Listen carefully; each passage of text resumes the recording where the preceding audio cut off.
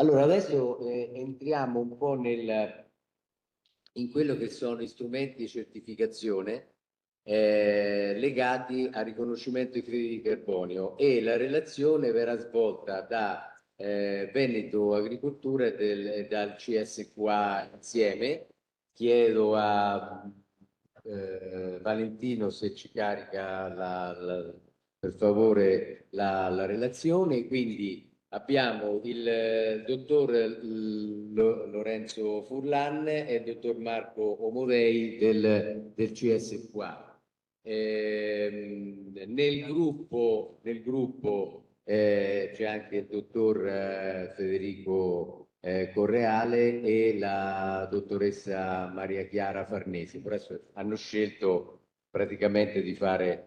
E poi adesso magari Lorenzo Furlan ci dirà anche come svolgerà un po' la relazione. Grazie. Grazie. Allora sì, sarà a due voci, e il gruppo di lavoro è variegato e lo presenterà il dottor Marco Modei Salè.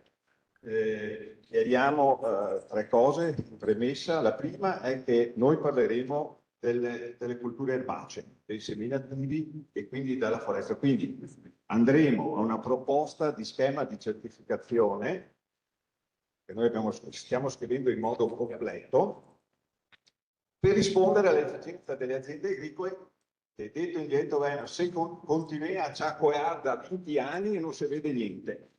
E noi abbiamo detto avete ragione, e quindi cerchiamo di fare una cosa che sia prontamente fruibile. Vedremo poi il contesto ci consentirà di farlo. E quindi vi presentiamo una cosa sulle erbacee, prontamente, teoricamente fruibile per le aziende agricole e basata su quanto ha detto il dottor Raul Romano.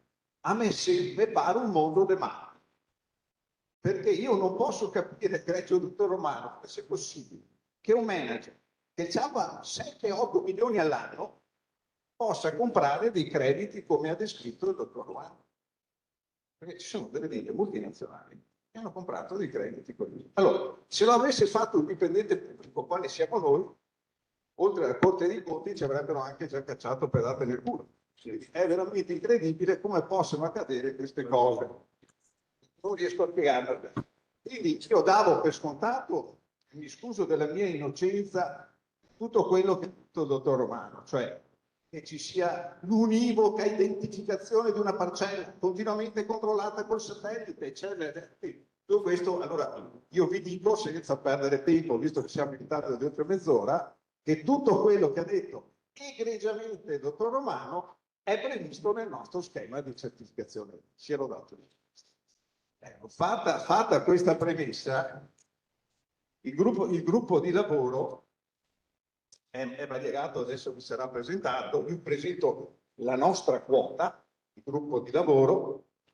Siamo stati qua per quanto riguarda le erbacee, 5 persone che hanno contribuito, oltre al sottoscritto, presenti dottoressa Francesca Chiarini, dottor Andrea Fasolo, un PhD specializzato su questi argomenti, su quello che vi presentiamo, il dottor Marco Benetti, un altro PhD con un profilo complementare a quello di Andrea, e il dottor Federico Correale, che ha contribuito soprattutto per la parte forestale di questo lavoro. Ecco, questo è stato il nostro gruppo di lavoro, e poi vedrete tutta l'architettura per avere tutte le componenti utili a fare un buon schema di certificazione.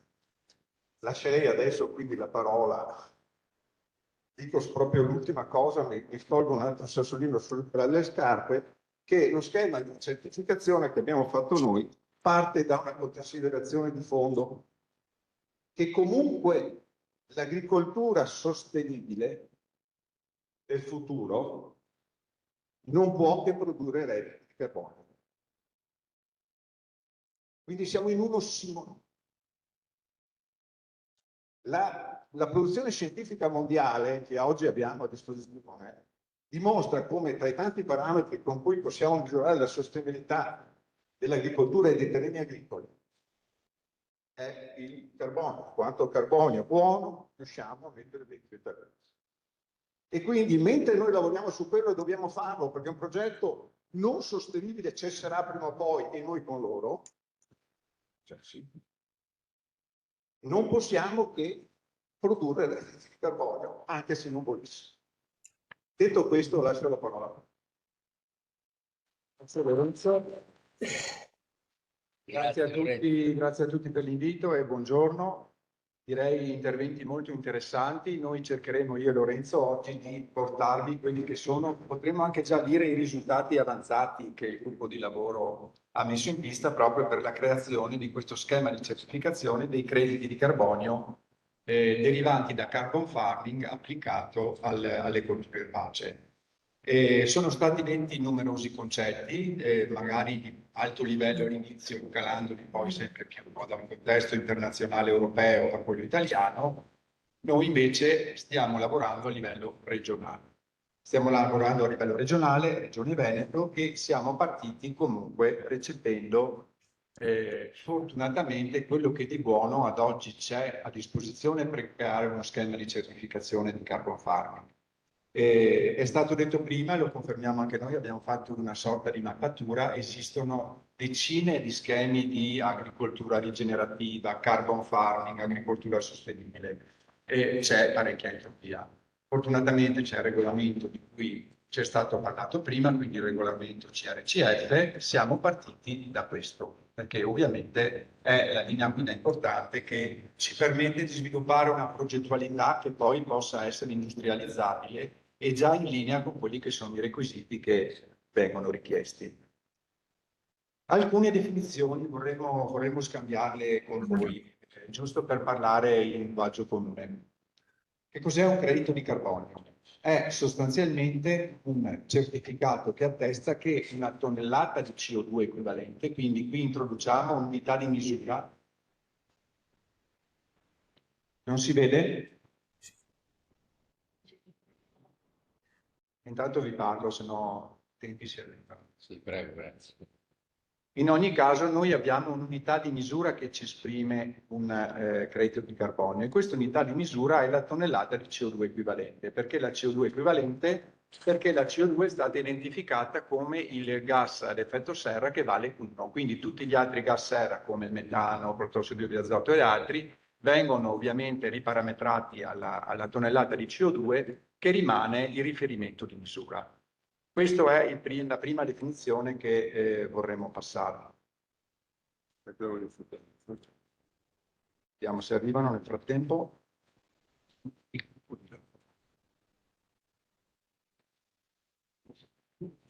Nel frattempo, finché arrivano le definizioni, vi descrivo un po' il gruppo di lavoro che abbiamo messo in pista e anche, diciamo, l'expertise che è necessaria per un progetto di questo tipo. È un progetto sfidante, è un progetto estremamente innovativo. Per tali ragioni abbiamo scelto di mettere in pista una squadra robusta dal punto di vista tecnico, gestionale, legislativo e quindi avere una squadra che completasse tutti i requisiti necessari per poter andare avanti. Il gruppo di lavoro è formato ovviamente, come avete capito, da Veneto Agricoltura, quindi l'agenzia Veneta, da CS qua, che io rappresento di fronte a voi oggi, che è un ente di certificazione diciamo, italiano specializzato nell'agroalimentare. Abbiamo coinvolto poi un team di lavoro esterno a noi e in primis il professor Valentini e l'Università della Tuscia tramite l'azienda Foglia. Prego. Scusate, c'è qualche problema tecnico? Questa. Vi stavo raccontando del professor Valentini, premio Nobel per la pace proprio su questi argomenti. Valentini sta studiando da decenni l'argomento del carbon farming, con particolare focus sulle foreste, e ci ha fornito, diciamo così, l'autorevolezza scientifica da una parte, ma soprattutto l'infrastruttura gestionale che poi noi siamo andati a seguire.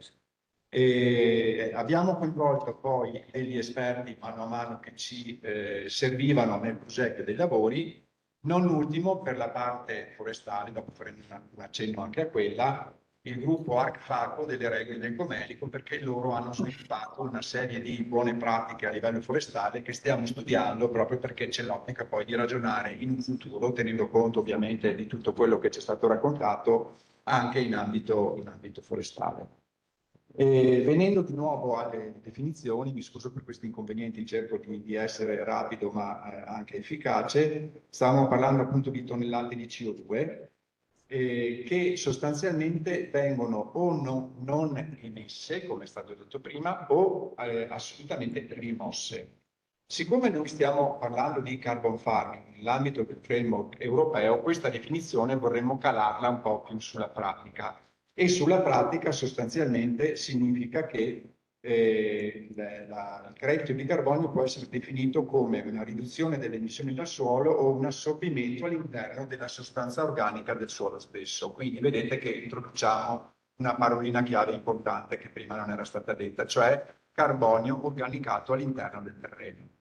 Se noi ci concentriamo su questo, naturalmente dobbiamo tenere conto che carbonio organico del terreno e tonnellata di CO2 equivalente sono due numeri che non si parlano direttamente. Siccome il nostro parametro è la tonnellata di CO2 equivalente, soprattutto dal momento in cui io voglio vendere questi crediti sul mercato, esiste un fattore di conversione che è 3,67 che mi trasforma il carbonio organico in tonnellata di CO2 equivalente.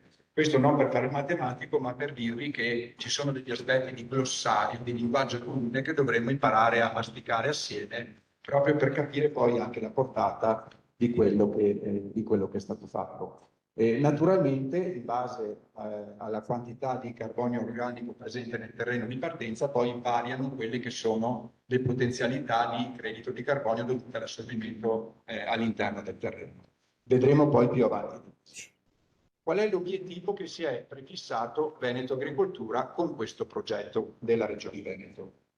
Abbiamo detto, in primis, creare questo standard di carbon farming, ma non partendo da zero, partendo e valorizzando tutte le buone pratiche e soprattutto i progetti e gli studi che sono stati portati avanti dal team del dottor Furlan e dai suoi colleghi, credo da più di 10 anni a questa parte, proprio nell'ambito dell'agricoltura conservativa.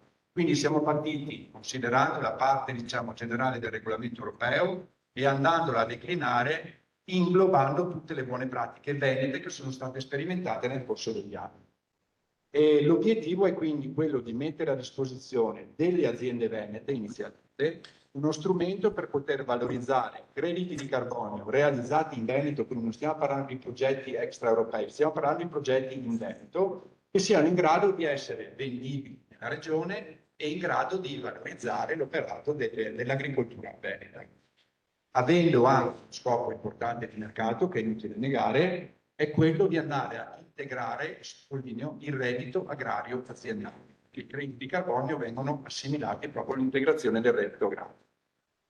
L'obiettivo di questo schema di certificazione? Beh, innanzitutto la scalabilità. Questa forse è la parola chiave più interessante per voi, perché è vero, noi stiamo parlando del Veneto, ma abbiamo ragionato in modo tale da costruire un'impalcatura certificativa che non sia solo applicabile in Veneto, ma che con i giusti aggiustamenti, se poi qualche altra agenzia o qualche altra regione voglia adottare questa tipologia di approccio, potrà farlo. Quindi è uno schema che è scalabile dal Veneto alle altre, senz'altro, agenzie che aderiscono ad ANARSIA, ma anche a tutte le regioni che vogliono cimentarsi in questa progettualità.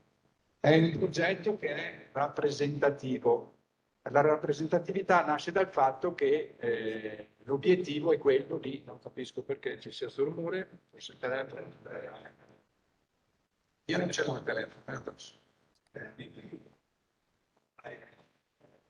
Mi metto qui. Ma non... La rappresentatività è un altro aspetto molto importante che abbiamo voluto seguire e a cui abbiamo voluto dare corso, perché l'obiettivo che ci ha spinti era quello sì di fare uno standard sulle erbacee, che è quello di cui stiamo parlando, ma abbiamo ragionato anche in termini forestali. Chiaramente i due aspetti più importanti della Regione Veneto sono la parte forestale e la parte di erbacee industriali da pieno campo, quindi rappresentatività di quella che è la realtà veneta importante. Inclusività, un altro termine che vi prego di ricordare. Abbiamo cercato di settare, ad esempio, le baseline, e dopo vedremo i dettagli tecnici di questo termine, in modo tale da far sì che, ve la racconto in modo molto semplice, che le aziende che sono già virtuose ad oggi, ad esempio chi opera in biologico o chi opera magari in regimi di lotta integrata e quant'altro, non fosse penalizzato dal fatto che la baseline fosse settata in modo non coerente.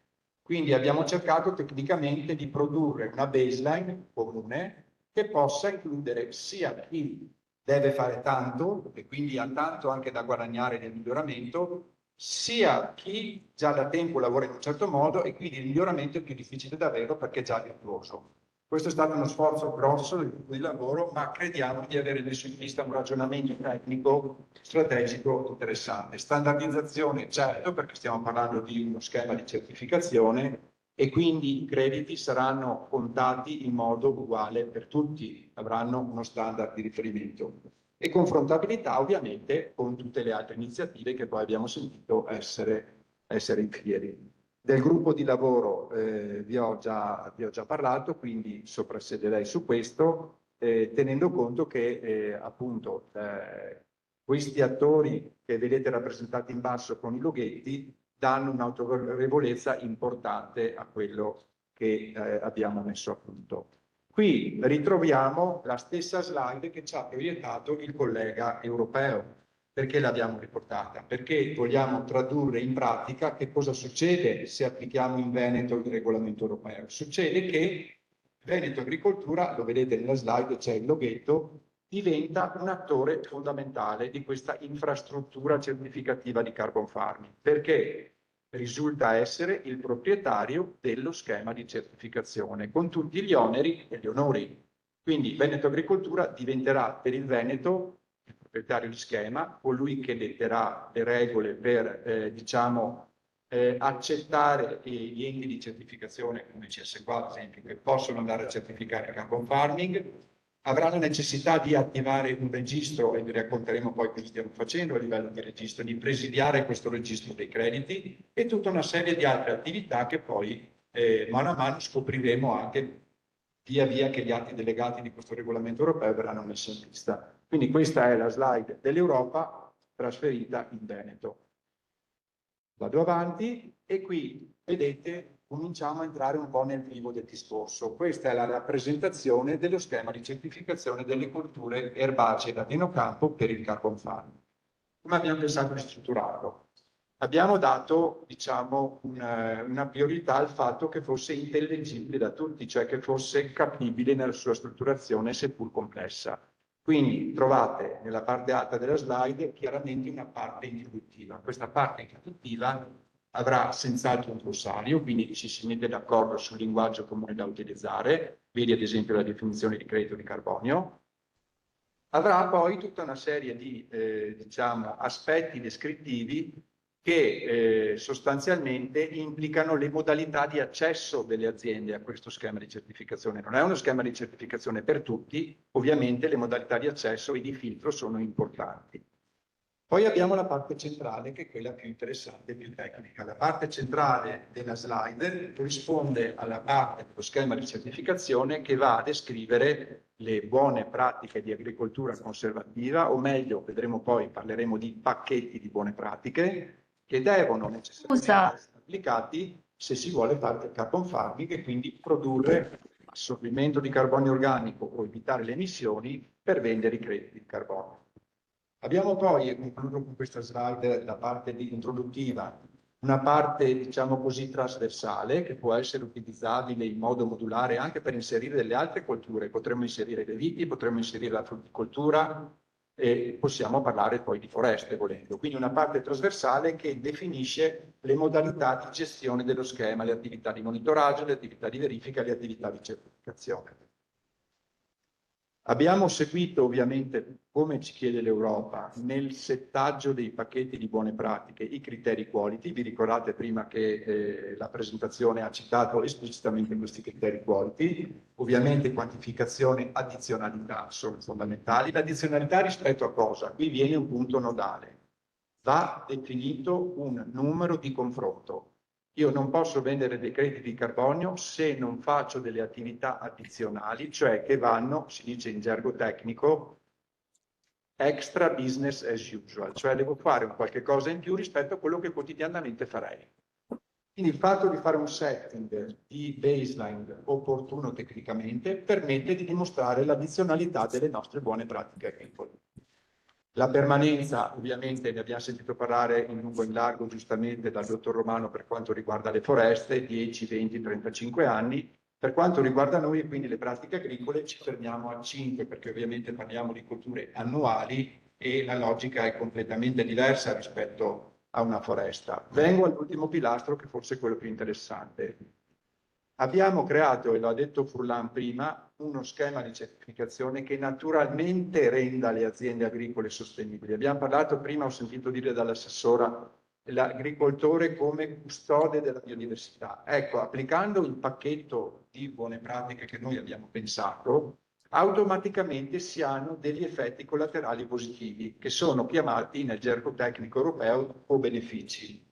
Ce ne sono una serie, io ve ne cito un paio perché sono due diciamo, aspetti valoriali che sono di moda, ma diciamo sono anche importanti da un punto di vista tecnico. Il primo, viene sicuramente a beneficiarne anche la biodiversità. Sapete che la biodiversità è un tema che viene ormai iscritto alle agende di tutti i decisori, sia pubblici che privati, senz'altro adottando il pacchetto ACFO e anche altre buone pratiche volontarie, la biodiversità avrà un aspetto rilevante e di vantaggio. Il secondo tema è quello dell'acqua. L'acqua sarà dopodomani il tema che probabilmente scalzerà anche da un certo punto di vista il carbon farming e il carbonio stesso. Acqua non ce n'è più, il cambiamento climatico incide in modo drammatico sulle decisioni e sulle previsioni, capita che non ce ne sia e quindi va in stress idrico, capita che ce n'è troppa e quindi hai degli allagamenti. Di conseguenza, se io gestisco il mondo agricolo con queste buone pratiche, ho anche un beneficio di gestire in modo efficiente e non solo efficace la risorsa idrica. Questo è importante ricordarselo perché stiamo parlando di carbon farming operando in questo settore, ma abbiamo i cosiddetti co-benefici che sono importanti. Ci girano le slide, le vedete girare? Ok. Io avrei quasi concluso la presentazione, diciamo, generale, passerei la parola a te. Superiore, facciamo il coffee break e dopo riparto Ci io. fermiamo? Non so se c'è qualche domanda Senz'altro, scusate, non l'ho detto prima, ma forse è bene magari che se ci sono delle domande, più che raccoglierle tutte alla fine, visto che il tema è abbastanza complesso, abbiamo ancora tante cose da dire, se ci sono già adesso possiamo anche rispondere, insomma. Coffee break. Coffee break. No, no, dico, no. Ah no, scherzo. No, perché ora li spieghi dopo, spieghi Dopo. domande e spieghi dopo la risposta. Ok. Allora andiamo al coffee break. Facciamo un quarticello, poi siamo qui e andiamo alla seconda parte della relazione.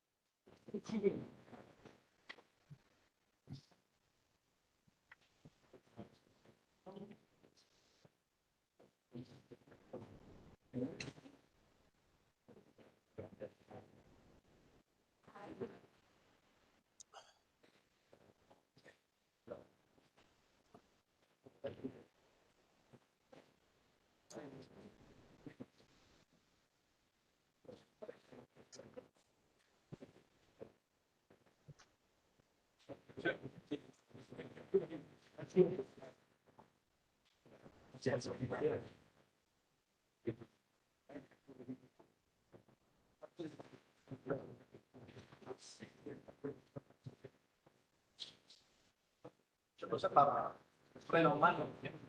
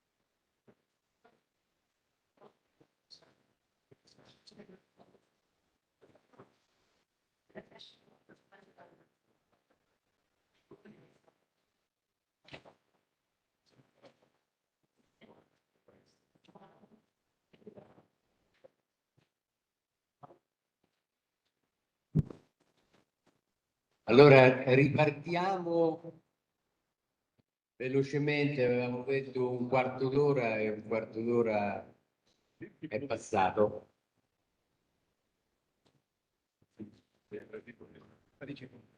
Allora, se vi potete accomodare, il dottor Omodei ci fa un finale. Perché ci sono standard anche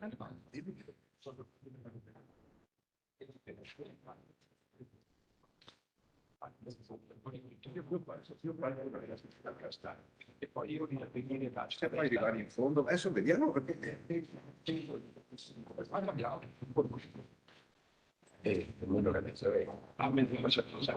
se vogliamo dire bene questo, diciamo ma piuttosto facciamo meglio questo e le pratiche sono tanto tecniche. Adesso vediamo. Ok, allora ricominciamo. Grazie. Grazie a voi tutti. Volevo aggiungere solo un piccolo aspetto finché vi vediamo tutti, e poi passo la parola al collega Furlan. E l'aspetto non è neanche banale, magari lo avete intuito, ma quello che noi ci prefiggiamo di fare come gruppo di lavoro è la creazione di uno schema di certificazione pubblico. Prima nelle slide precedenti vedevate la coesistenza tra pubblico e privato, ovviamente Veneto Agricoltura vuole uno schema di certificazione pubblico, inclusivo e aperto a tutti coloro che vogliono aderire. Questa non è una cosa da poco, perché vuole porsi proprio come un riferimento per il mondo agricolo veneto. Passo la parola al dottor Furlan, che adesso ci introduce più dal punto di vista tecnico la strutturazione dello schema e quella parte centrale della slide che vi ho mostrato precedentemente. Grazie Marco. Allora io mi metto qua. Allora, innanzitutto i principi su cui ci siamo basati per sviluppare il schema di certificazione, ovviamente oltre alla normativa, è stata la produzione scientifica disponibile sul tema, darci un taglio scientifico, e secondo, di sfruttare l'esperienza di lungo periodo che abbiamo fatto nelle nostre aziende pilota dimostrative. E mettendo insieme le due cose, che poi sono anche associate in pubblicazioni scientifiche, ma hanno dato molte informazioni, e la sperimentazione di lungo periodo in agricoltura è la sola che può dare risposte solide, e quindi abbiamo pensato di privilegiare questo approccio. La seconda direttrice che abbiamo voluto seguire è stata l'inclusività del meccanismo. Cioè, abbiamo cercato di superare il detto conosciuto, penso, in molte regioni, non solo nel nord-est, che è becco e bastonato. Ecco, chi è stato bravo viene bastonato. E noi abbiamo cercato di evitarlo. Ecco, questi sono i due principi che abbiamo cercato di seguire nel fare quello che adesso vi descrivo. Allora, abbiamo seguito una serie di pratiche che costituiscono un pacchetto obbligatorio. Altro principio base è il pacchetto che fa il credito, è il pacchetto che fa la sostenibilità. Non sono le singole pratiche. Non posso allo stesso momento adottare una pratica che aumenta la cover crop, che aumenta la biomassa che introduco nel terreno, e al contempo bombardarlo con insetticidi, fungicidi, eccetera, eccetera. Da una parte aumento la biodiversità e l'altra le distruggo. No, non funziona così. E allora, sempre adottando le conoscenze scientifiche che abbiamo fatto un pacchetto in cui tutte le pratiche sono obbligatorie. Punto a capo. Io adesso non ho il tempo, perché come sempre tempo a poco, per raccontarvele tutte, però in un momento in cui avete una crisi masochistica potete andare a leggervi questo articolo che è citato sotto la presentazione e poi lo daremo, che è un'agricoltura sostenibile per riportare il carbonio nel suolo, l'informatore agrario numero 33 di quest'anno. Troverete queste pratiche ben descritte. Sono la base ideologica del nostro schema di certificazione, dichiarata in anticipo. Allora, la rotazione culturale sembra una banalità doverlo dire nel 2025, ma ragazzi, è necessario, se vi ricordate cosa è successo solo nel 2024. Protezione del suolo, non inversione degli strati, quindi un approccio flessibile, non diciamo sodo, non tillage, che ci ha creato di problemi. Dopo non ho tempo di andare in dettagli, ma nelle domande eventualmente vi risponderò. Mantenimento dei residui vegetali, non ha senso, se faccio queste cose, andare a vendere la paglia, se sto cercando di far carbonio, è contraddittorio. A meno che non abbia la stalla, e entriamo in un'altra ottica. Copertura continua del suolo. Qua ci aggiungerei la parola continua, la prossima volta. Parziale e progressiva riduzione dei fertilizzanti azotati di sintesi. Perché? Non soltanto perché fra poco ci levano l'urea, ma perché la produzione scientifica sta dimostrando come i nitrati siano fonte di consumo della sostanza organica. Quindi io devo dare l'azoto in forme che non producano troppo nitrati per mantenere il più possibile quel credito che sto costruendo nel mio terreno. Sostanziale riduzione degli insetticidi chimici di sintesi dei disinfestanti. Perché? Perché un approccio contrario alla legge direbbe che dal gennaio 2014 i principi della difesa integrata dovrebbero essere applicati per tutte le culture e tutte le regioni. È un grosso fake, lo sappiamo tutti. Però c'è. E che in un approccio conservativo sostenibile io continuo a dare insetticidi, tra l'altro nel 95% inutili, per tutti i risk assessment che abbiamo fatto, impattando sugli organismi del ciclo della sostanza organica, è inaccettabile.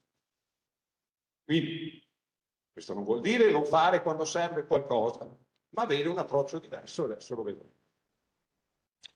Pratiche opzionali, l'agroforestazione, che poi può diventare un pacchetto unico, lo vedremo, apporto di sostanza organica di qualità. Non tutte le sostanze organiche sono uguali di fronte a noi. Ci sono quelle buone, che forse vanno in purgatorio o in paradiso, e ci sono quelle che vanno all'inferno. Sostanziale riduzione di fungicidi chimici di sintesi, questo in teoria doveva andare qua, ma siamo un po' più immaturi in questo passaggio e quindi lo prendiamo un po' più alla mano. Applicazioni di tecniche che favoriscono le simbiosi con gli organismi e la capacità dell'ecosistema di sintetizzare e apportare azoto alle piante, fa pandan con questo, cercare di fare in modo che con il progetto di azienda che facciamo si possa produrre azoto nella rotazione con le culture di copertura e con l'aumento di biodiversità e con l'aumento dei microrganismi che sintetizzano l'azoto, quindi produrre l'azoto all'interno dell'ecosistema dove sto lavorando. Tutto non ce la farò per mantenere gli standard produttivi che ho adesso, ma certamente è un passaggio progressivo che, se lo schema funziona, dovrebbe dare miglioramenti progressivi. Ecco, questo proprio sintesi estrema e dopo vi rimando a questa applicazione. Possiamo dare il franchi con grazie. Le uno verso il basso. Eccolo qua. Allora, la rotazione culturale, adesso le abbiamo esplose ovviamente e ci sono decine di pagine che descrivono la ratio dietro a tutte queste cose. Io questa qua la salterei perché sennò mi sentirei di offendere i miei colleghi a cui non vorrei dover spiegare i vantaggi della rotazione. Andiamo avanti. L'agroforestazione. Questo è un punto chiave già emerso dalla pregevolissima presentazione del dottor Romano, come possa essere un fattore importantissimo. Perché? Per due motivi fondamentali che produco del carbonio su cui non possono discutere. È il tronco, fino a prova contraria, volume per peso specifico, mettiamo qualche formula per dire quanto ci c'è, ma certamente il carbonio, se questo. Sopra e sotto. E sotto non è meno importante di sopra, anzi. E in mezzo abbiamo una lunga sperimentazione nell'azienda pilota di Sasserami, ci sono dei video per chi fosse interessato, dove si può vedere come si può gestire questa cosa con buon vantaggio generale. Quindi adesso poi vedremo di più se avremo il tempo, andiamo avanti. Grazie Marco, scusami. Apporti di sostanza organica ad alto coefficiente ISO. Adesso forse non sappiamo, con certi professori non è più di moda dire coefficiente ISO. Io molto volando quasi raso terra dico che comunque la sostanza organica deve essere di buona qualità e con una certa stabilità.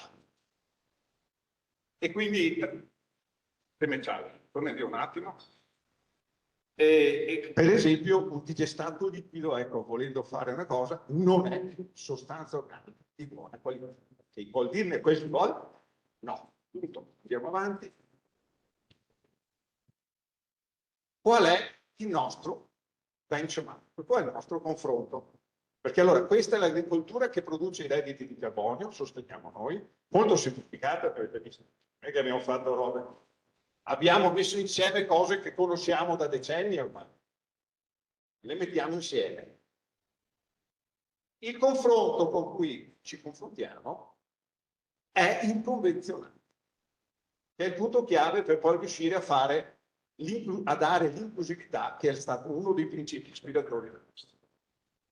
E qual è il convenzionale oggi nel 2025?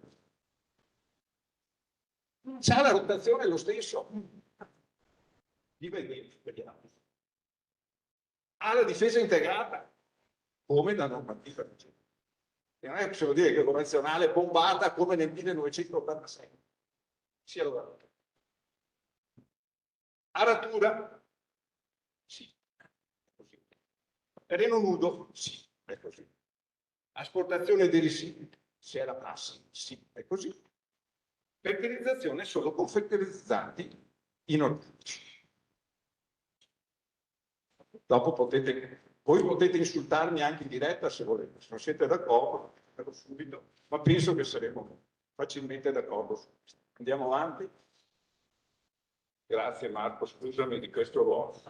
Da tutto questo qui, in confronto con quel convenzionale che abbiamo visto, la presentazione ve la daremo, quindi state tranquilli che se perdete qualcosa. Abbiamo nello schema di certificazione distinto tre cose.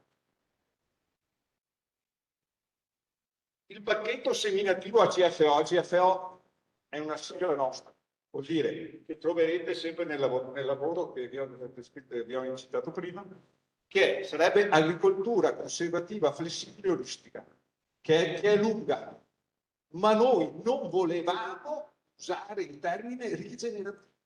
Non volevamo e non vogliamo. Se volete vi spiego perché. Ma io no, magari il mio amico Andrea, che ha tanti amici, forse sì, io per una serie di motivi che non vi dico, ma se volete dopo. E quindi in questa conservativa flessibile vuol dire avere i principi, tre pilastri dell'agricoltura conservativa, la rotazione che ormai è diventata per assodata e consolidata, la copertura continua del terreno e la non inversione. Ma flessibile, perché noi nei decenni quasi di lavoro su progetti di lungo periodo con l'agricoltura conservativa integrata sempre di più, abbiamo avuto anche tanti problemi. La nostra tentiera o tentatura, a seconda dello stato di vetustà della persona, ha avuto dei problemi grossi. Con il sodo talebano noi sui terreni limosi abbiamo sofferto molto. E quindi abbiamo pensato tutto, troverete anche questa logica sempre in quell'articolo che abbiamo scritto. E questo è un pacchetto, vedete, che tiene tutto quello che è dentro e poi può produrre più crediti se aggiunge l'agroforestale e tutte le altre cose. Quindi qua io ho un minimo e poi posso fare il fido e aumentare tutto. Poi ho il pacchetto agroforestazione che quindi ha una sua attività autonoma.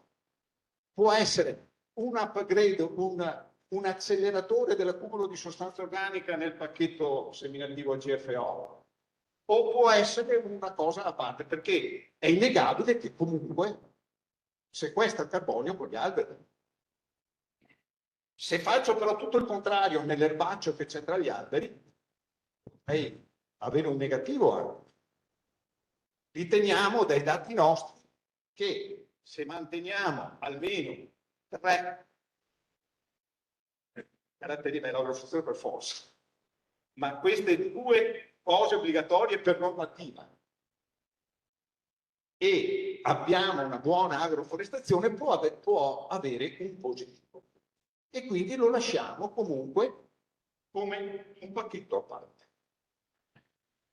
Pacchetto seminativo biologico e i biologici ce li scopriamo, esistono, sono circa il 25%.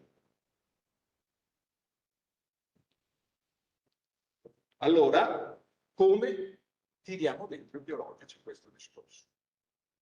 Se avete visto cosa vi ho detto prima, ci sono più punti critici in questa inclusività che noi cerchiamo di avere.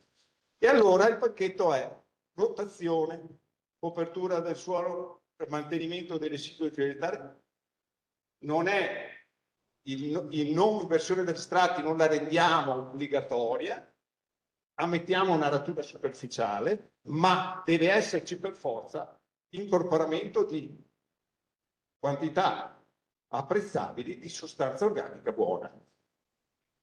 Perché? Perché i dati di lungo periodo che noi abbiamo dicono, anche scientifici, come abbiamo detto, noi ci basiamo su articoli scientifici,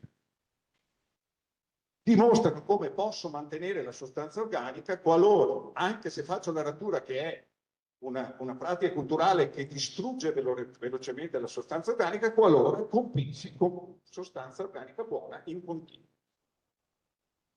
Ecco, questo è un po'. Prego.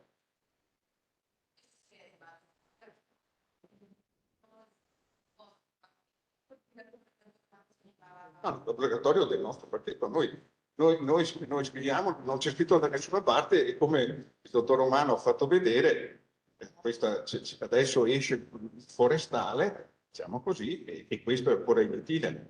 Quindi noi vogliamo proporre uno schema che può essere di riferimento dopo. Grazie. Ok, andiamo avanti. C'è la baseline. Sì, allora quello di qui. Vuoi dirla tu questa? Questa sì. Lascio. Allora, necessariamente, come abbiamo detto prima, c'è un aspetto nodale di qualsiasi schema di certificazione del carbon farming, indipendentemente dalle colture bersaglio. Il punto nodale ovviamente è la definizione della baseline. La baseline, abbiamo detto prima, è un numerino con il quale io mi confronto, io azienda agricola, io gestore forestale, mi confronto per capire se effettivamente il mio progetto ha un valore aggiunto o meno rispetto a questo numerino di confronto. Ecco quindi che in base a come viene definita la baseline, varia il delta che mi può generare crediti di carbonio e questo ha un impatto dal punto di vista economico-finanziario naturalmente, perché quanto più io disto e quindi sono più bravo rispetto alla baseline, tanto più credito riesco a vendere. Quindi c'è una stretta relazione tra l'aspetto tecnico della definizione della baseline e l'aspetto di quanti soldi, di quanti euro io agricoltore mi porto a casa. Come viene definita? Viene definita, diciamo, dal regolamento europeo con questa definizione che di risparmio. Quello che abbiamo cercato di fare noi è di avere un approccio scientifico, però calato sul territorio, non solo nazionale, ma anche veneto. E aggiungo alla descrizione del gruppo di lavoro che ho fatto prima anche un altro attore importante che è ARPAV Veneto, proprio perché con ARPAV abbiamo messo in pista tutti dei ragionamenti basati anche sulla loro esperienza scientifica che hanno prodotto le cosiddette carte pedologiche o mappe dei suoli, a fronte delle quali i ragionamenti sono stati fatti e condotti per capire quale sia il numero di partenza per dire benissimo la mia sostanza organica nel terreno è maggiore, è inferiore, sto perdendo, sto aumentando rispetto a una baseline. Abbiamo definito la baseline insieme ad ARPA e questo è stato molto importante proprio per ritornare a quel valore che stiamo ripetendo già ormai da un po' con la nostra presentazione di inclusività. Il fatto di settare la baseline con la logica che abbiamo condiviso con ARPA ci ha permesso di includere anche il mondo del biologico che, essendo notoriamente già da anni inserito in una serie di buone pratiche che favoriscono l'aumento della sostanza organica del terreno, se loro si confrontassero con loro stessi venderebbero zero. Se si confrontassero con delle baseline comunque elevate avrebbero zero crediti di carbonio e magari sono le aziende che sono più virtuose di altre. Quindi questo è stato, diciamo, il punto nodale, al di là di tutto quello che vi abbiamo raccontato adesso che è importantissimo, ma il punto nodale del progetto è proprio questo. Lorenzo, se vuoi proseguire più così. Certo. Grazie Marco. Prego, se non me lo domandi tu per forza.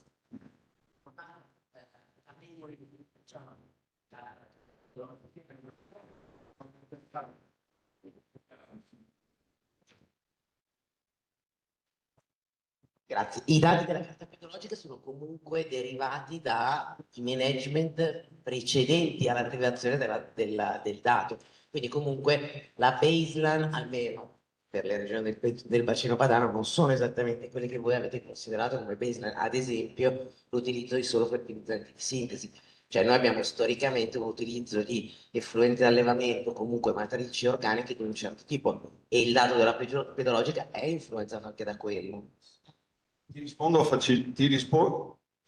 infatti noi non facciamo così, adesso te lo spiego. Allora,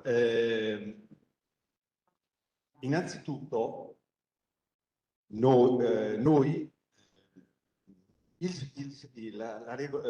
legge prevede che ci sia un progetto. Tu dimostri adesso lo vediamo, tu dimostri qual è il tuo carbonio di partenza e quindi qualsiasi differenza dovuta ai dati locali è considerata nel tuo progetto. Quindi se tu con tutto il liquame che hai inserito dentro hai mantenuto, sei rimasto al 2,7%, sarà premiato, detto premiato, secondo il meccanismo, ma sarà premiato in qualche modo per il fatto che tu lo dimostri nel tuo progetto. Quindi nel tuo progetto tu segui il pacchetto obbligatorio, uno dei pacchetti, ti scegli uno dei pacchetti, poi presenti il progetto con un tuo modello previsionale che andrà a dimostrare probabilmente cosa succede e poi lo verificherai. Quindi potrai dopo arrivare a di più o potrai dopo arrivare a di meno. Perché è servita la carta generale? Per capire qual era il punto di partenza e qual era la perdita che stanno avendo i terreni. Quello è stato il motivo vero per cui noi abbiamo preso questo in considerazione. E se andiamo a vedere la carta, per non perdere tempo, oggi questa parte non l'abbiamo messa dentro, ma se andiamo a vedere la carta del nostro amato Veneto, che ha zone come quelle che tu mi citi in Lombardia, la carta dei terreni lascia stare le singole realtà che lo dimostreranno col loro progetto e quindi non le teniamo fuori, anzi, benissimo che entrino. Noi abbiamo terreni che sono anche sotto l'1%, è tutta già praticamente nella carta del Veneto, che adesso non ho, voi vedete una parte della montagna che è ancora un colorino abbastanza arancio scuro e tutto il resto del Veneto, con le macchiette che tu vuoi trovare, ma macchiette, sono terreni giallonio termici con meno dell'1,5% di carbonio o anche addirittura meno dell'1% di carbonio. Questo ci ha dato possibilità di fare dei calcoli, ci ha dato possibilità di valorizzare le prove di lungo periodo che abbiamo considerato, ci ha dato la possibilità di valorizzare gli articoli scientifici che abbiamo considerato e alla fine arriviamo a quello che adesso vi faccio vedere. Andiamo avanti ancora che... Via la definizione, se vuoi dirla, del 2 per 1000. Sì, va prima gliela spiego. Comunque abbiamo preso una... Allora, facevo per guadagnare tempo, ma ha ragione Marco, meglio che ci perda un secondo. Allora, da tutti questi dati, noi abbiamo deciso, insomma, ci sembra un valore più realistico pensare che se non faccio i miei terreni, qualunque sia il loro punto di partenza, vadano a perdere ogni anno un 2 per 1000 di sostanza organica. È una sintesi, un numero devo metterlo, se no non vado avanti. E noi riteniamo, sulla base di tutta la documentazione scientifica che ci sarà nello schema di certificazione composto da decine di pagine, che questo sia un valore credibile. Prego. Ogni anno. Ogni anno. Ripetela però, puoi ripetere la domanda? Non si è... Perché 2 per 1000 perso ogni anno da qua per i prossimi 5, 10, 15 anni è tanto. Però, considerando che, dici tu, il carbonio iniziale è molto basso nella pianura veneta, per esempio, vuol dire che poi mi arriva allo 0,2%, insomma, nei prossimi 15 anni.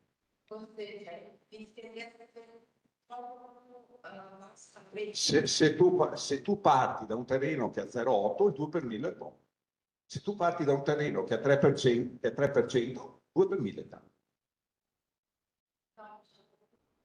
Sì, lo capisco che io, l'abbiamo pensato anche noi, però a un certo punto, Alessia, bisogna andare avanti. Potremmo introdurre una giusta osservazione, a un certo punto andiamo che fa così e si ferma. E su si ferma però, magari dopo Andrea potrà aggiungere qualcosa, siccome è un pensiero che abbiamo fatto, è solo 0, e c'è veramente un blocco, oppure proprio andiamo all'esaurimento totale. Ecco, io ho un'esperienza, non volevo perdere tempo, ma adesso l'aggiungo. Allora, qualche anno fa, dei colleghi, fra l'altro lombardo, vengono da me, dicendo sapevo qualcosa di un caso accaduto negli Stati Uniti, in cui sostanzialmente un agricoltore si è accorto che i residui di mais, i pezzi di mais di cultura, restavano, lui ha detto, ma dovrebbero consumarsi, dopo 4-5 anni che succedeva. Lui ha visto che trovava lo stocco dell'anno prima, lo stocco di 2 anni fa, lo stocco di 3 anni fa, ma gli dava il nome perché stavano là e non si consumavano. E fu fatta un'indagine e scoprirono che quel terreno era completamente privo di vita. Allora, siamo in America, bombardano in continuo con tutto di più e il possibile, eccetera. Adesso non andiamo a rincorrere le follie americane, ma il fatto che un terreno a un certo punto, trattato come è trattato, diventi un substrato inerte, non è che possiamo escluderlo, ecco, non ce la sentiamo di escludere. Dopodiché potrebbe essere, grazie professoressa Perego, potrebbe essere che nella forma finale, fermo che fa così, arrivati al 0,4, prima del suicidio, quel terreno dice adesso mi stabilizzo. Grazie dell'osservazione e ne terremo sicuramente conto. Prego, velocissimo. Però scusate, dovete venire qui perché altrimenti, cioè, lì dove stava prima Lorenzo, basta, guarda. Era solo una precisazione, il 2 per 1000 si riferisce allo stock, per cui è un valore relativo. Allora se adesso per esempio nella simulazione che abbiamo fatto dopo, noi calcoliamo il 2 per 1000 su uno stock di 60 tonnellate di carbonio iniziali, il primo anno perderemo alcune centinaia di chili e qualcosa, via via che quello stock poi si riduce nel corso degli anni, non perderemo più 100 o qualcosa chili, ma ne perderemo 80, 70, 60, pian pianino. Per cui in realtà arriviamo effettivamente ad avere una sorta di plateau, anche in quel senso, come ce lo possiamo avere anche nell'accumulo. Per giusto una precisazione. Sì, io avevo detto, Andrea, che se parto dal 3% perdo tanto all'inizio, se parto dallo 0,8 perdo poco. Più o meno la stessa cosa. Ok, comunque l'osservazione la ritengo più che pertinente, ne facciamo tesoro, grazie Alessio. E andiamo avanti. Vai la prossima. Ecco qua. Allora, adesso andiamo a vedere, chiaramente, sulla base delle conoscenze attuali bisogna fare delle scelte, perché se continuiamo, diciamo in diretto Veneto, a cagare dubbi, non andiamo mai avanti. Bisogna anche fare delle scelte che possono essere contestabili, ma vanno fatte. Allora, questo è un terreno, quindi nel progetto di quell'azienda ci sarà una sua linea. Potrebbe restare uguale, se ci fossero alcune condizioni potrebbe restare uguale. Ma quello che diciamo noi è che se lui continua a essere convenzionale, noi ci assumiamo la responsabilità di dire che perderà, almeno fino a un certo punto, adesso ci correggiamo subito, il 2 per 1000. Quindi, chi aderisce allo schema di certificazione che noi proponiamo guadagna, cioè evita di perdere e quindi produce un credito di mancata perdita del 2 per 1000. Poi, in quel progetto, lui fa anche qualcosa di buono, in ogni caso, cioè produce biomassa che è incorporata, entra in un processo sostenibile che aumenta la biodiversità del terreno, aumenta, eccetera, eccetera, eccetera, e quindi produce anche qualcosa. Che i modelli previsionali più performanti, come Armosa, per esempio, potranno dimostrare questo sta bravo, potranno dimostrare e quindi sostenere il progetto aziendale nel dire io non solo ho evitato questo e ho questo creditino, ma ogni anno, a seconda, faccio il pacchettino, quello più base che avete visto sulla sinistra, va bene, che forse tiro su il 5 per 1000. Le nostre prove è credibile, però queste prove sono state fatte in alcune aziende del Veneto. Cosa dice la bibliografia mondiale? Dice che può essere così, siamo in un range. Dopodiché sarà il progetto che vi dirà, però noi cominciamo a dare dei paletti. Sappiamo come ci muoviamo e quali sono le pratiche, perché le pratiche può generare questo. Usciamo dall'ambiguità. E quindi, se così sono le cose, la mancata perdita, in questo caso, se prendete un Excel e fate, prendete 60 tonnellate di stock moltiplicate per 0,02 e vi dà per anno per 5, vi dà 0,6, se fate il 5 per 1000 partendo sempre da 60 tonnellate ne tirate su 1,5, il che vuol dire, sommando 2,1 che corrispondono a 7,70 crediti, 1,54 all'anno, e moltiplicando per 3,67 per arrivare all'anidride carbonica equivalente, che in realtà è il netto, arrivo a questo valore. Si sta poco, poi la vedete, potete prenderla, perdete il tempo che vi ho fatto noi a fare calcoletti e arrivate a questi numeri. Salvo errori ed omissioni, l'uomo non è perfetto, ma se l'avremo fatto insieme, speriamo che andiamo avanti. Vuoi farli tutti? Vi dico la stessa cosa, è lo stesso meccanismo, ho risparmiato evitando la perdita, ma poi faccio cose, faccio più aggiuntivi del pacchetto e quindi invece di generare 5 per 1000 faccio 10 per 1000 che sarebbe 1%. In questo caso quindi questi valori aumentano e arrivo a 2 crediti all'anno facendo lo stesso meccanismo. Allora capite che in questo modo noi tiriamo dentro tutti, siamo più democristiani dei democristiani dell'epoca. Perché il biologico, la prima cosa che viene subito in mente è, ma io, malgrado ce la stia mettendo tutta, penalizzo il migliore. Allora, uno che aveva il 4% verso il suo merito, che ha usato ha carezzato tutte le mattine le tane, ha fatto tutto bene nella sua azienda biologica, è arrivato al 4% in 25 anni di sacrifici e di credenza filosofica estrema e adesso si becca meno 0,0, eccetera, eccetera, lo 2%. Però una piccola giustizia è rimasta piccola, perché se quello è stato così bravo e è arrivato a un 4%, perlomeno questo 0,02 gli darà di uno che era 2. Stesso principio con cui parlavamo con la professoressa Penrio. Non è perfetto, non premia niente, però perlomeno ti riconosciamo qualcosa. E in questo modo non escludiamo nessuno, perché tutti, se vogliono e hanno il cervello e hanno i modelli performanti come Hermosa, possono dimostrare che stanno evitando la perdita e stanno anche aumentando.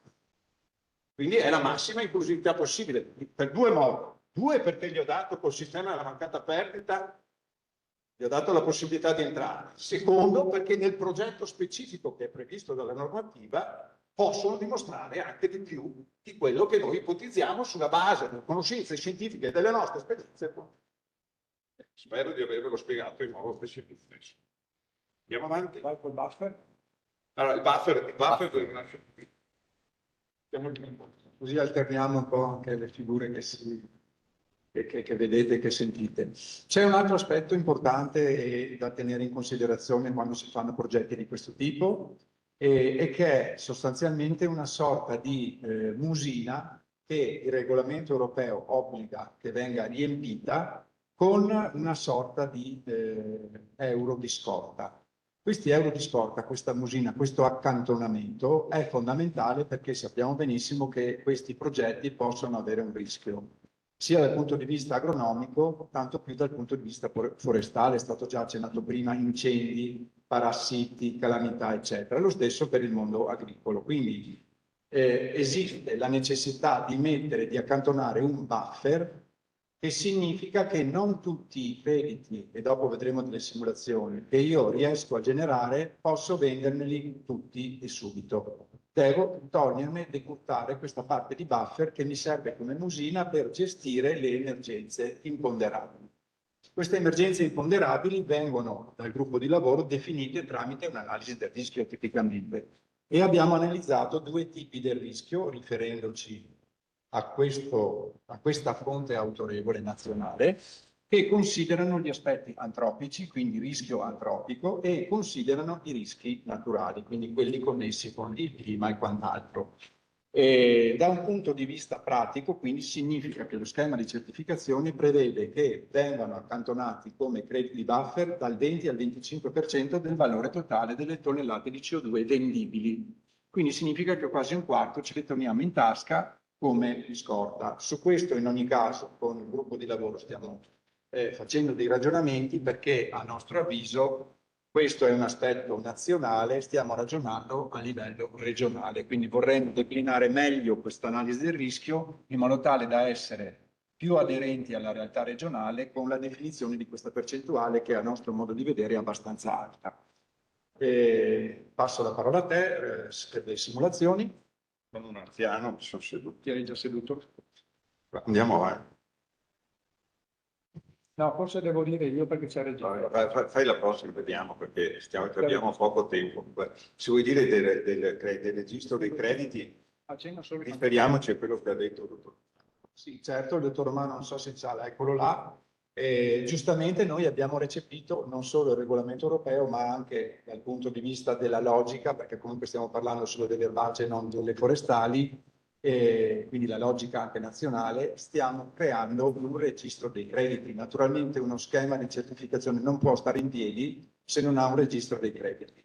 E naturalmente questi crediti di carbonio non possono essere venduti, cioè non hanno una loro connotazione finanziaria fin tanto che non esiste un registro. Che cos'è il registro? Io cerco di dare, non sono un informatico, ma cerco di dare una definizione pratica, concreta. Il registro dei crediti è un contenitore digitale che funge da magazzino. Come ogni magazzino c'è un'entrata e un'uscita. Queste entrate e queste uscite di crediti di carbonio devono essere registrate. Quindi sostanzialmente io qui dentro mi troverò, e poi avrò un accesso ovviamente a delle pagine web del sito di Veneto Agricoltura, mi troverò tutte le movimentazioni di crediti di carbonio veneti, in questo caso, da quando vengono generati, da chi e facendo che tipo di buone pratiche, dove vengono generati, quindi c'è la georeferenziazione di cui si è tanto giustamente parlato prima, a chi vengono venduti. Quindi c'è anche il nome del cliente che compra il credito. Dal momento in cui un credito viene generato, al momento in cui viene venduto e quindi comprato, si ha il cosiddetto annullamento tecnico del credito. Quindi il registro serve per garantire l'origine dei crediti, garantire la tracciabilità e il flusso di questi crediti dal momento della compravendita, quindi la transazione, ricordiamolo, in un mercato volontario, e serve ovviamente poi per annullarli, per evitare che io venda un credito a tutti voi e quindi si faccia un guadagno ovviamente illecito. Chiaramente poi si può parlare anche di blockchain, di notarizzazione digitale, di tutta una serie di altre cose. Il nostro scopo è quello di creare un contenitore che funzioni per il nostro scopo. Quindi mettere nelle condizioni di un compratore che voglia appunto fare un progetto, si diceva prima, di sostenibilità ambientale virtuosa, che abbia necessità di compensare le proprie emissioni con crediti veneti generati dalle aziende agricole. Ecco che accedendo al sito di Veneto Agricoltura ci sarà poi una sezione in cui c'è scritto compra, uno va dentro, si compra i propri crediti, tanti quanto gli servono ovviamente, questi vengono annullati e nessuno poi può diciamo, fare doppi conteggi, doppie vendite e cose di questo genere.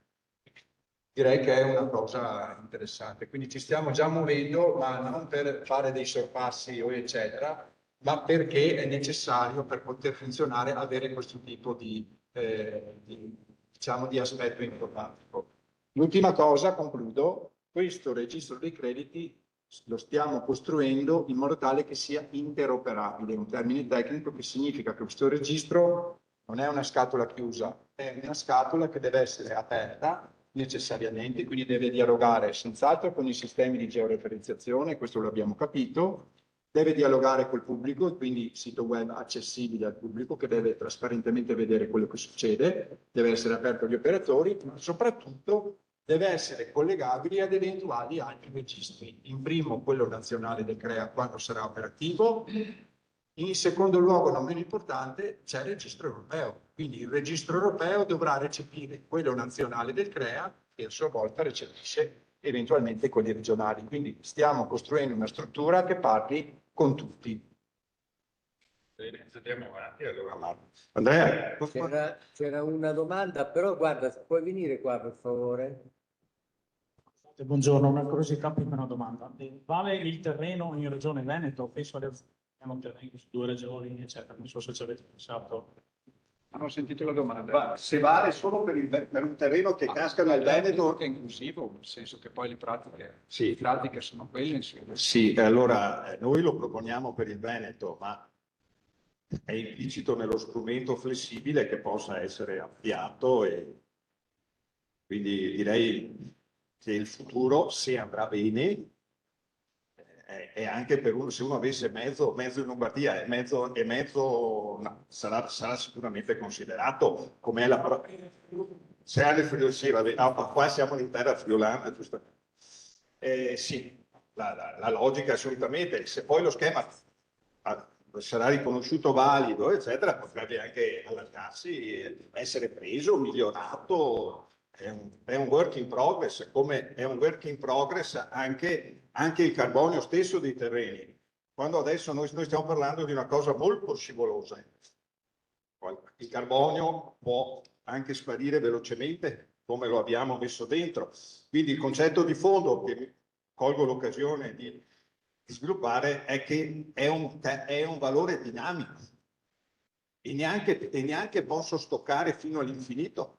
Ciascun terreno ha un livello che in quelle condizioni pedoclimatiche può essere raggiunto e poi trova un suo equilibrio. Non è che possiamo buttarci dentro, altrimenti andiamo in un'altra, diciamo, settore dei crediti che è quello dei permanenti, in cui comincio a buttarci dentro biochar tutti gli anni e vabbè, faccio un altro mestiere però e faccio anche un altro registro praticamente perché è un altro settore rispetto al nostro. Ok. Andrea, siccome abbiamo anche una collega che dobbiamo, quanto tempo mi dai? Perché a seconda del tempo io mi 5 minuti, 10 minuti. Ecco, 10 minuti allora, dai, andiamo alle simulazioni. Ok, andiamo avanti. Allora, ovviamente il nostro stakeholder, la prima domanda che si fa è: uno, quanti soldi potrei prendere? Perché altrimenti ti mando anche. Hai rubato lo stipendio per 10 anni e io vado per la mia strada. Allora, abbiamo cercato di fare degli scenari, abbiamo ipotizzato un'azienda di 20 anni, di 20 ettari, speriamo che duri più di 20. Per la simulazione sono stati utilizzati i dati della letteratura scientifica per la biomassa, per il sequestro di carbonio delle piante dell'agroforestry, abbiamo usato il modello SAFEX, abbiamo fatto una serie di assunzioni, sempre cercando di stare sullo scientifico, cioè su quello che aveva una sua validità. E abbiamo pensato a un esempio per ciascun pacchetto che vi ho descritto. Il primo è un pacchetto, i numeri derivano da quelli, se fate le moltipliche, 20 derivano da quei valori, e gli abbiamo dato uno stock bello, uno bravo, vogliamo premiare i bravi, e abbiamo pensato che lui 10 ettari faccia agroforestazione e la faccia facendo il pacchetto ACFO che ho descritto, che quindi anche sull'erbaceo lui aumenti. Bene. Dall'altra parte fa solo il pacchetto seminativi ACFO che vi ho descritto prima. Allora vedete, il suolo del seminativo fa 20, considerando quello che abbiamo visto prima, l'agroforestazione fa 20, la biomassa fa 30, utilizzando il modello che ho detto prima, Il totale fa 70 e ipotizziamo, qui abbiamo qualcosa sullo stomaco che non riusciamo a digerire ancora, che quello che troviamo è che l'incidenza dei costi di questi progetti sia roba del 30%. Io mi ribello a questo, perché mi sembra tanto, e stiamo lavorando per vedere di ridurre questi valori. E vi dirò anche 2 elementi per arrivare a ridurli, almeno dal mio punto di vista. Comunque, andando al concreto, se un credito valesse 40 euro, avremmo 98 euro a ettaro all'anno.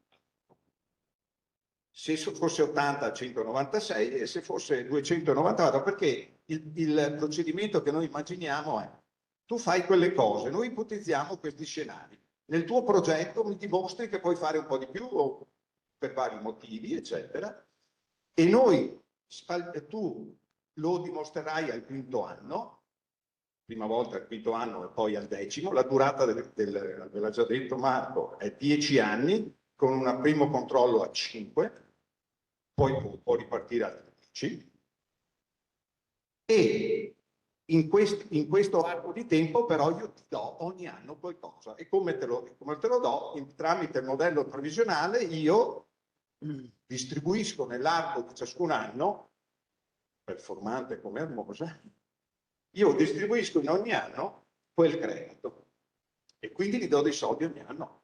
Quindi non lo tengo là 5 anni impiccato, che è la prima critica che verrebbe da fare al credito forestale. E quindi arrivo nel periodo 1960, 3900, nei 20 ettari, scusate, arrivo a 1960, 3920 e 5880 euro all'anno. Allora, come avete visto prima dalla presentazione del dottor Romano sull'andamento dei crediti, il 40 c'è già sul mercato, più o meno. E abbiamo valori anche di 60. L'obbligatorio, diciamo, è già a 60 e c'è una correlazione da quello che vediamo noi, quindi un 80 è già una cosa che non è così lontana.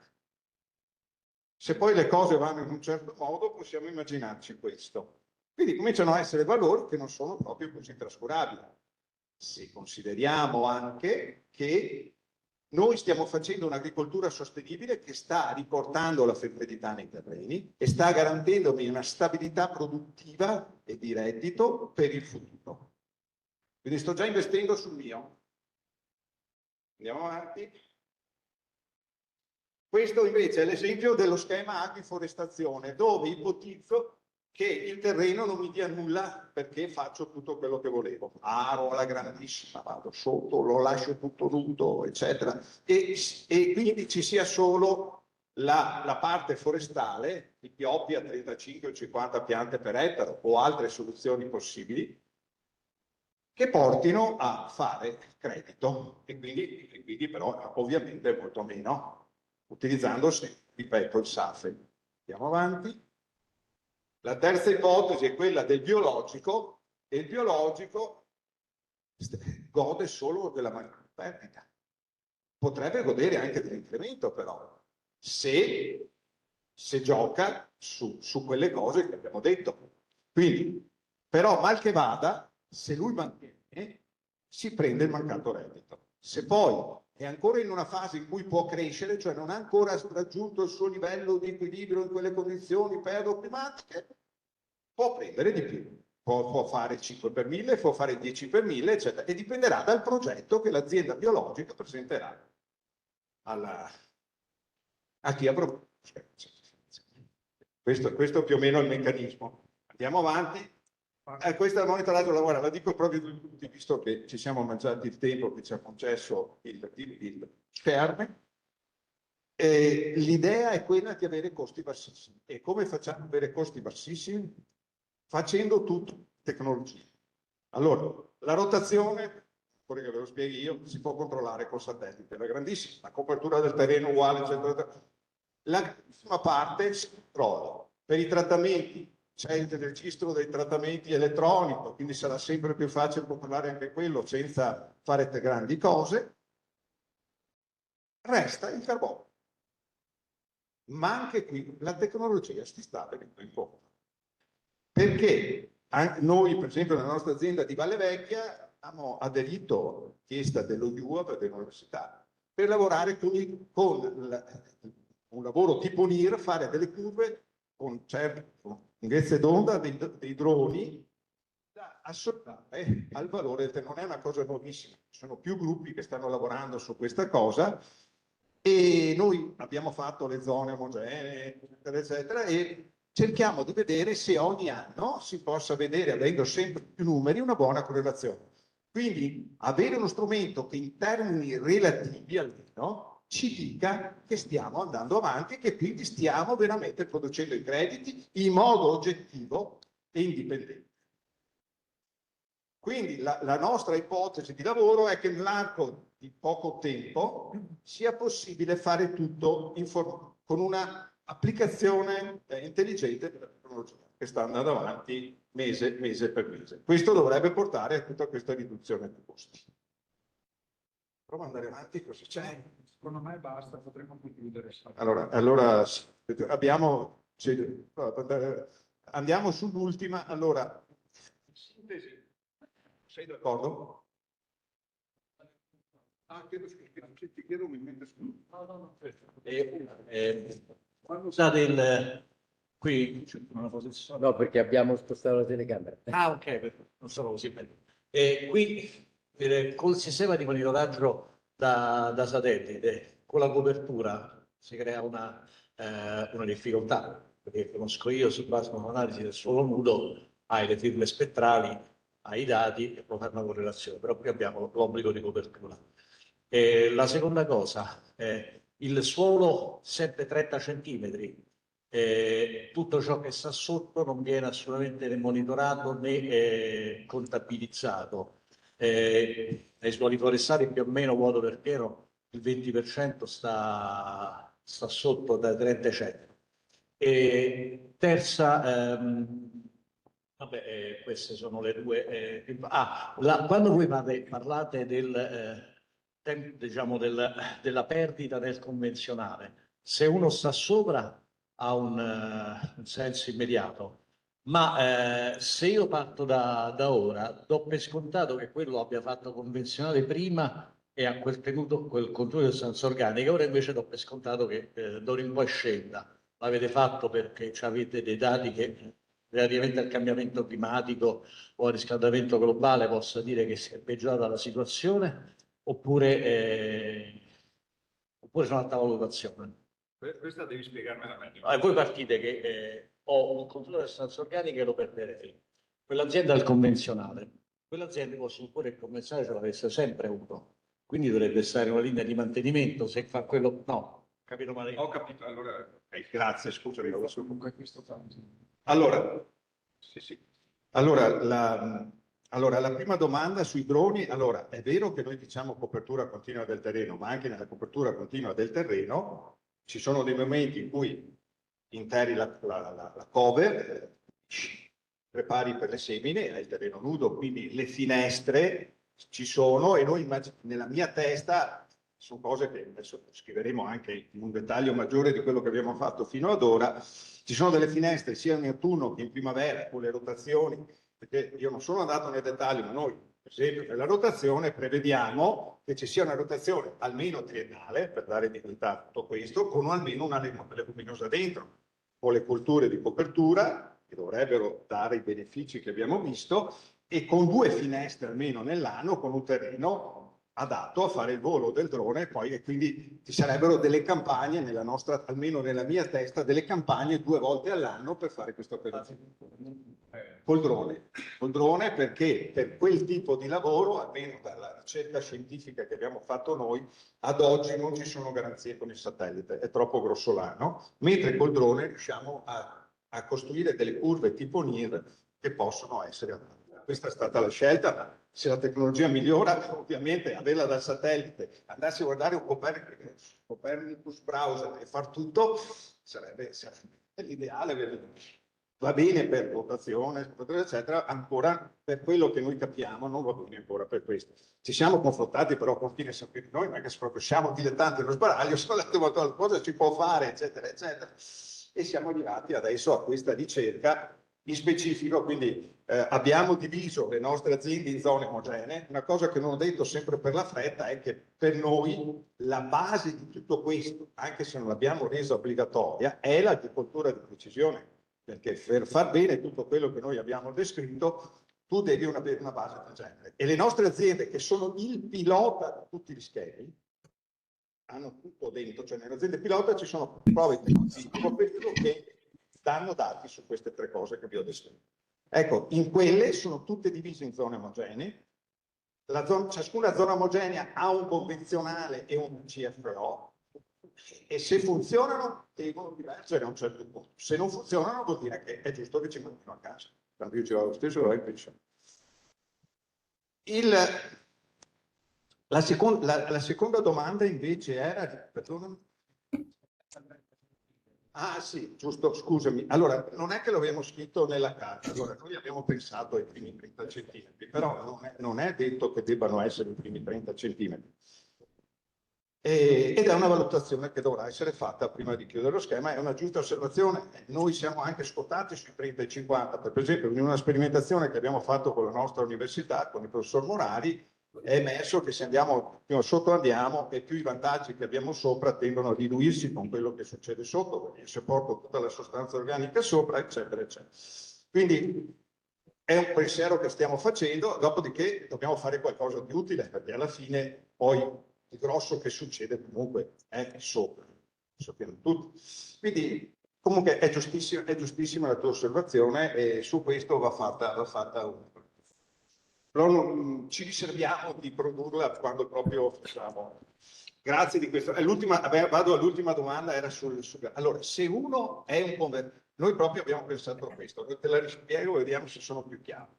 Allora, questo era un convenzionale trimeresciuto, il quale se non arrivava a 55 non stava bene, non veniva. Allora, questo non va dritto, questo va giù. Anche se è arrivato a 0,8, questo dai dati scientifici, dalle prove nostre, dalla prova di lungo periodo dell'università, eccetera, eccetera, questo va giù. Quindi per noi, quel caso che tu descrivi, per noi, allora facciamo una premessa. L'unica cosa certa nella vita è la morte, tutto il resto è falso. Allora, in agricoltura, con le grandissime variabilità che abbiamo, non è certo nulla. Uno di noi dice sono certissimo, noi diciamo il Zenamona, non caga più niente. Noi pensiamo che però questa situazione rappresenti almeno il 90-95% dei casi che noi abbiamo esaminato, che la bibliografia mondiale ci ha messo a disposizione, eccetera, eccetera. Questi forse ti ho risposto. Fuori dai mali.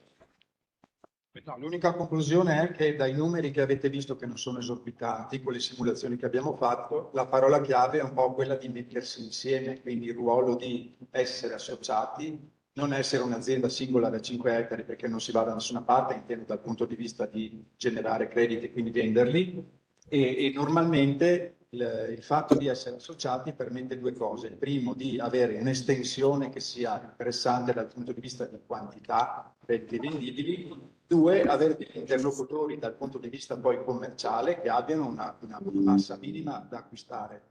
Perché poi se parliamo con grosse industrie, che sono quelle che emettono di più e hanno bisogno di comprare più crediti, se vado lì con quattro crediti non te li compra nessuno. Quindi la chiusura del discorso è che il messaggio è un po' quello di c'è uno schema pubblico, ad oggi in Regione Veneto potrebbe essere scalabile, ma essendo pubblico proprio si spera che ci sia la maggiore affluenza possibile proprio per raggiungere uno zoccolo duro che vada a rispondere a quelle che sono le richieste del mercato. Grazie.